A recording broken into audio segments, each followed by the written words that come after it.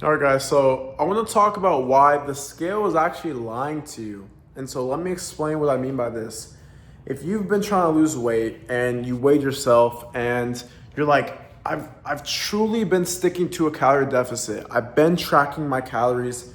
Like, how is it that I haven't lost weight? Like the scale literally went up. It didn't even go down. It went up. And so a lot of guys will do this. They'll weigh themselves one time per week, and let's say it's on Wednesday, and turns out they're a pound heavier, and they've been, locked in for a week or a week and a half, right? And so they're like so frustrated, they get so emotional, and they're attached to this, number that they're like, you know what, screw it. So they end up eating because they're like, who cares now? It doesn't even matter. I'm gaining weight anyway. So they're like, let me just restart Monday. So it's Wednesday, right?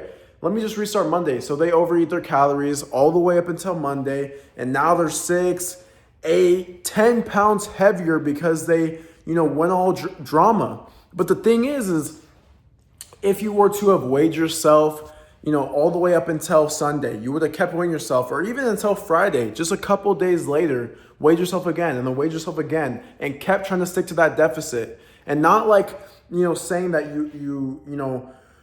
were, oh, I'm in a deficit, but it wasn't actually the case. No, you were in a true deficit, but the scale actually went up on Wednesday. Guess what?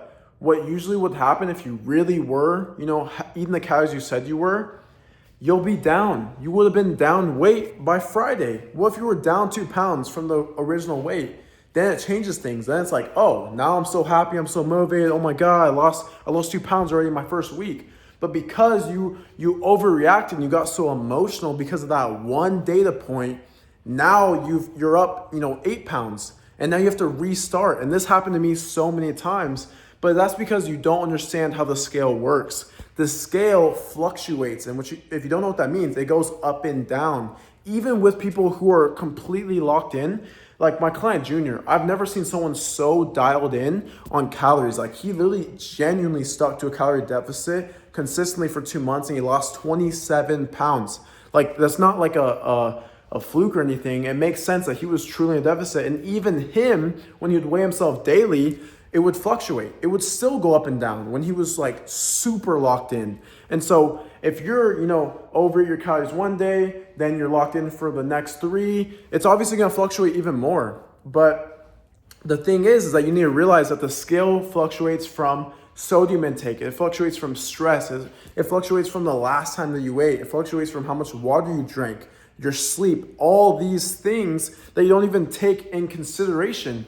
And so the thing is, this whole message is that if you're someone who does react emotionally because of the scale, and you're that guy who tries to avoid the scale all the time, you're just doing yourself dirty. You need to look at it like a data point and just be like, okay, this is just numbers, I'm just trying to see the weekly average go down, and that's all you have to worry about. Don't look at it day to day. Look at it, through the weekly average. If a week or two goes by and it's going down, that's how you know you're good. You're losing weight.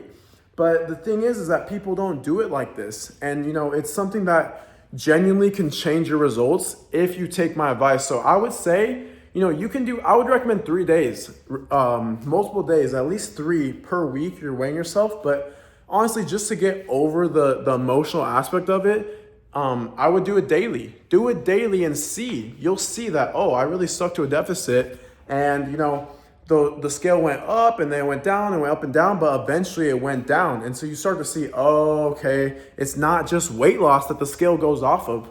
And the thing is too, is from my, personal experience with my clients and everyone else, and what I've seen from research is that the scale is very delayed. Weight loss is super delayed. Even right now, it was, I think a couple days ago, I weighed 186. And I'm like, there's no way. Even me, someone who's already done it, right? I've already done all the weight loss stuff. This is what I do for a living, right? This is what I specialize in. But even me, I'm like, what? Like, I was actually in a deficit. My steps have been high. Like, my protein intake's good. What could be wrong? Why is the scale not going down? 3 days later, I'm at 182. So sometimes it's just delayed. And you just have to stay patient because, boom, it just starts to drop.